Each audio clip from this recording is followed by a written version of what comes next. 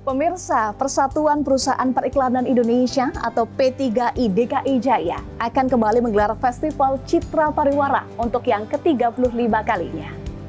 Ajang penghargaan industri periklanan tahunan ini akan digelar secara daring dan luring, yang perhelatannya akan digelar pada tanggal 14 hingga 16 Desember 2022 mendatang. Tentunya pemilihan Bali dan awarding night yang akan dilakukan selama 3 hari ini menjadi hal yang spesial dalam Citra Pariwara tahun ini. Lalu ada kejutan apa saja ya? Akan kita bahas bersama saya, Eva Wondo. Hari ini sudah hadir bersama kami Ketua Persatuan Perusahaan Periklanan Indonesia DKI Jaya, Bapak Elwin Mot. Halo Pak Elwin. Salam sehat ya Pak. Sehat. Kemudian juga sudah hadir bersama kami Ketua Pelaksana Citra Pariwara, Bapak Reza Fitriano. Apa kabar Pak Reza? Baik, salam sehat untuk Pak Elwin dan juga Pak Reza, tentunya juga untuk pemirsa.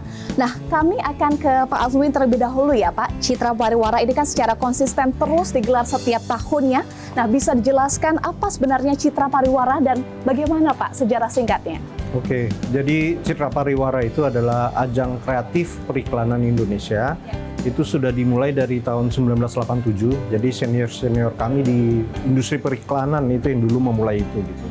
Jadi ajang ini tujuannya sebenarnya untuk meningkatkan kualitas kreatif dari industri periklanan Indonesia gitu.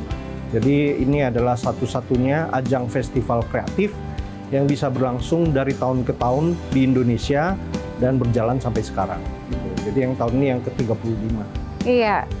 Tahun ini yang ke-35 kalinya. Nah, soal misi utama, apa sebetulnya misi utama yang ingin dibawa? Jadi kita ngeliat di industri periklanan, itu sebenarnya kan mempunyai peran yang sangat penting gitu. Misalnya dia TV, station, media, dan sebagainya, income utamanya kan memang dari iklan gitu kan.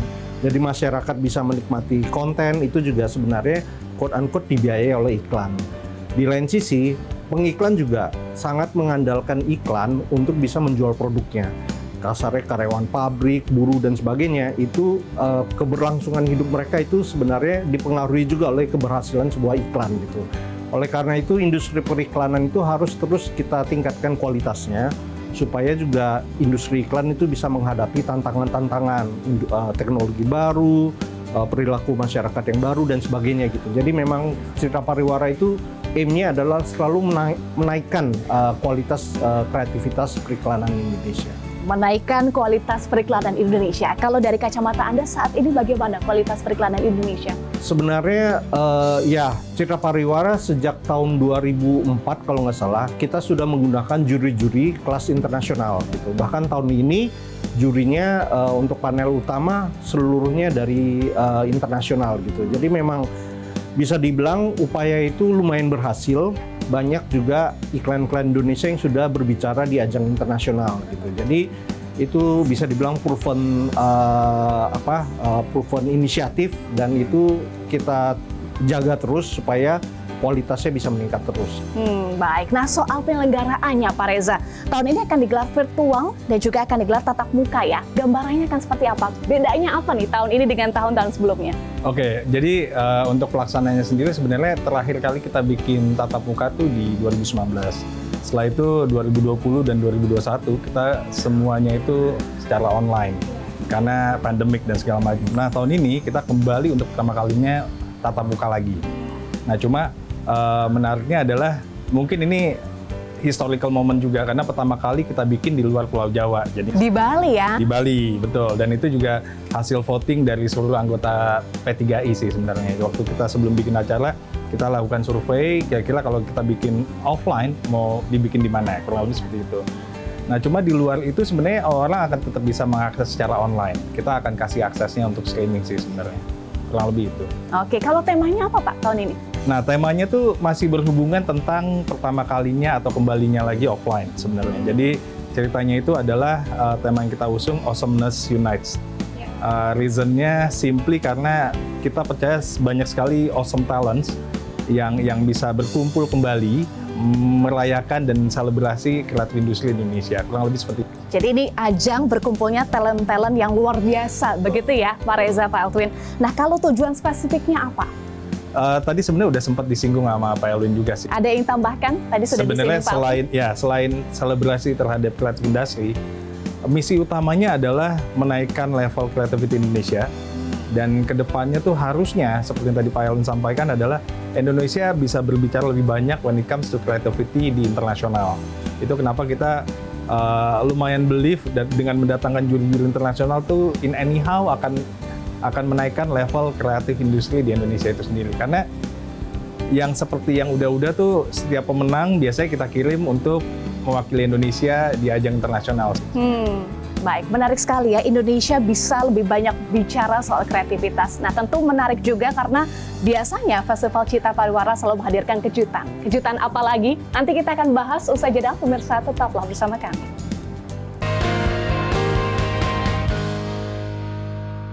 Pemirsa, terima kasih Anda masih bersama kami dan masih bersama saya, Pak Elwin dan juga Pak Reza. Tadi pertanyaan saya sebelum jeda, ada kejutan apa saja nih di ajang tahun ini? Oke, ini menarik sih, karena kita di panitia sebenarnya lumayan menyiapkan banyak new packaging lah ya. Tapi justru malah kita dikejutkan oleh participants, gitu kan. Jadi tahun ini itu tuh ada rekor baru, yang ini lumayan surprise buat kita sih, rekor baru dalam jumlah entry. Jadi total entry yang kami terima sekitar 2.102, tertinggi sepanjang sejarah Citra Pariwara. Jadi ini justru kejutannya datang di audiens pada kita gitu kan. Tapi on top of itu sebenarnya yang kita siapkan juga adalah banyaknya sekali program yang kita siapkan yang tadinya udah off, kita hidupkan kembali. Kayak misalnya meet the judges, kemudian masterclass dan seminar. Nah, yang menariknya di sini adalah waktu kita berbicara tentang seminar, normally advertising award itu selalu berhubungan sama creative leader.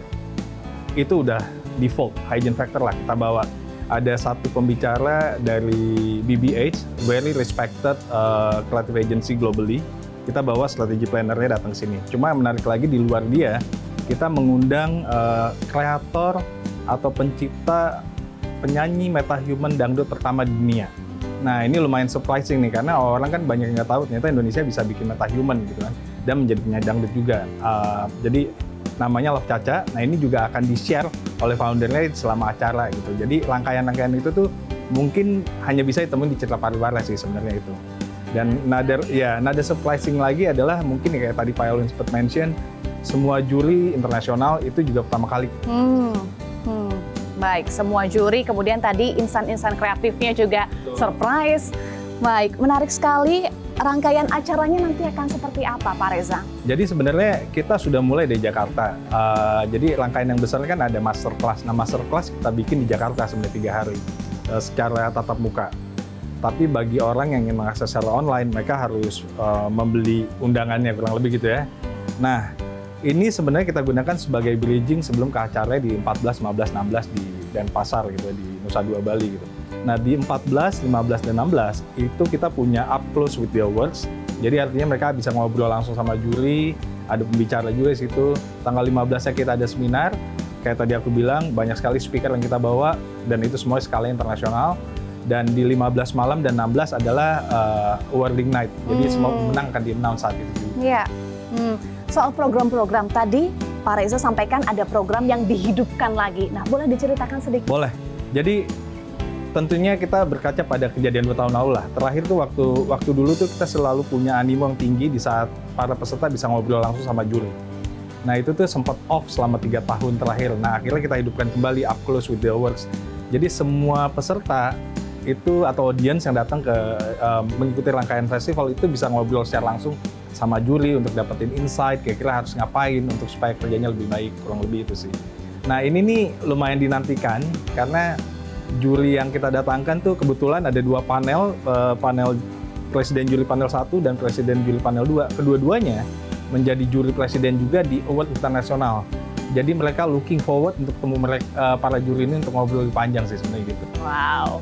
Baik, Pak Reza, Pak Elwin, tadi sempat disinggung oleh Pak Reza acaranya di Bali, kemudian 3 hari. Kenapa Bali dan kenapa 3 hari, Pak Elwin? Oke, jadi itu memang satu ide yang kebetulan memang dari Pak Reza kepada dan panitia lah pada pengurus P3I Jakarta gitu. Jadi memang tiap tahun Citra Pariwara ke-35 ini, tiap tahun kita selalu mencari apa yang bisa kita sempurnakan lagi gitu. Apa yang bisa disempurnakan dan juga variasi baru apa gitu supaya tetap lebih exciting dan menarik buat orang-orang industri gitu. Nah, akhirnya satu pemikiran adalah diadakan bukan di Jakarta.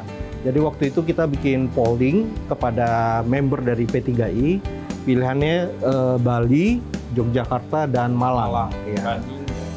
Ya, kemudian akhirnya yang terpilih dari voting itu memang di Bali gitu. Jadi akhirnya kita bikin di Bali. Ini sebenarnya satu format baru sih sejak P3I DKI memegang Citra Pariwara untuk penyelenggaraan acara kita lakukan di Bali, dan semoga itu bisa menjadi suatu excitement baru pada pelaku industri sih.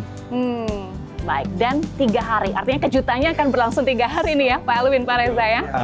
Mungkin 3 hari itu sebenarnya juga kita learning dari yang sebelum-sebelumnya. Kadang kalau awarding night itu 1 malam, itu jadi sangat panjang sekali gitu. Nah, akhirnya kita melakukan pembagian, jadi malam kedua dan malam ketiga, ada kategori-kategori yang kita umumkan terpisah gitu.